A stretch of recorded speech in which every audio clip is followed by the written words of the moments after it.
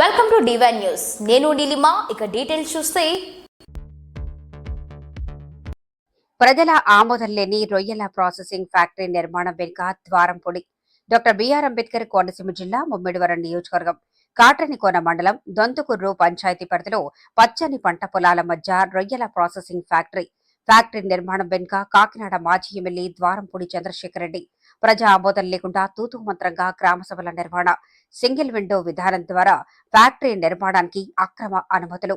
గత ప్రభుత్వ హయాంలో ఫ్యాక్టరీ నిలిపివేయాలని జిల్లా కలెక్టర్కు ఫిర్యాదు చేసిన జె వెంకటేశ్వరరావు ఆధ్వర్యంలో రైతులు, ప్రజలు సమీప గ్రామాలైన గరువుపేట, పడుచువాని దిబ్బ, గాజంగతిప్ప, దొంతుకుర్రు గ్రామాలు కాలుష్యం బారిన పడి ప్రమాదం. ఫ్యాక్టరీ నిర్మాణం నిలిపివేయకపోతే హైకోర్టును ఆశ్రయించనున్న బాధితులు.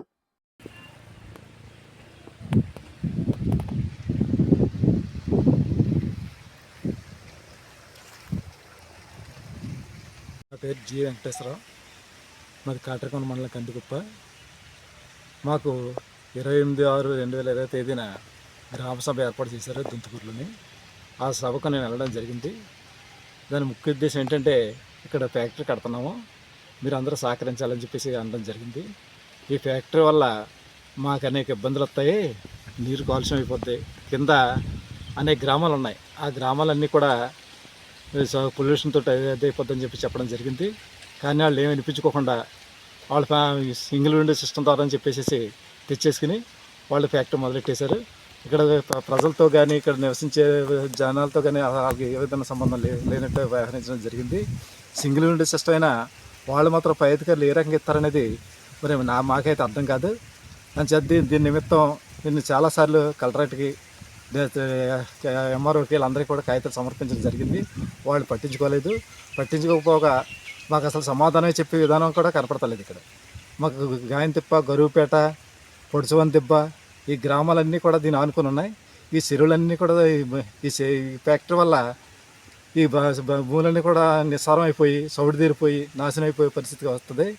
దానికి బాధ్యత అంతా మాత్రం ఈ అధికారులే వహించాలని చెప్పేసి మేము కోరుకుంటున్నాం.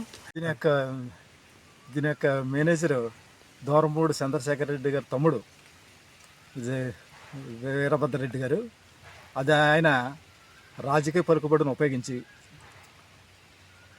మా వాళ్ళని అధికారులు లోపరుచుకుని ఇక్కడ అనాథరైజ్డ్ ఫ్యాక్టరీ కడుతున్నారు. దాని నిమిత్తం మేము ఎన్నిసార్లు అడ్డుకున్నా సరే వాళ్ళు మాత్రం ఆపట్లేదు. దీన్ని కానీ ఆపకపోతే హైకోర్టుకి వెళ్ళి తగు న్యాయం న్యాయం చేసుకుంటామని చెప్పేసి ఈ సభాముఖంగా తెలియజేస్తున్నాను.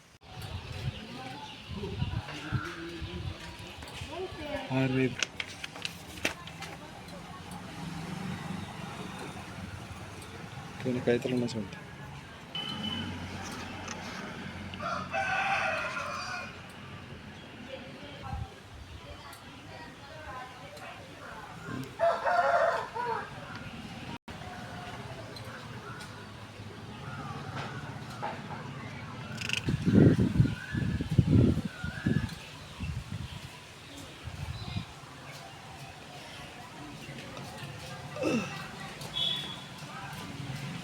లేటెస్ట్ అప్డేట్ కోసం ఇప్పుడే మా ఛానల్ ని లైక్ చేయండి, షేర్ చేయండి, సబ్స్క్రైబ్ చేసి గంట సింబల్ ని క్లిక్ చేయండి.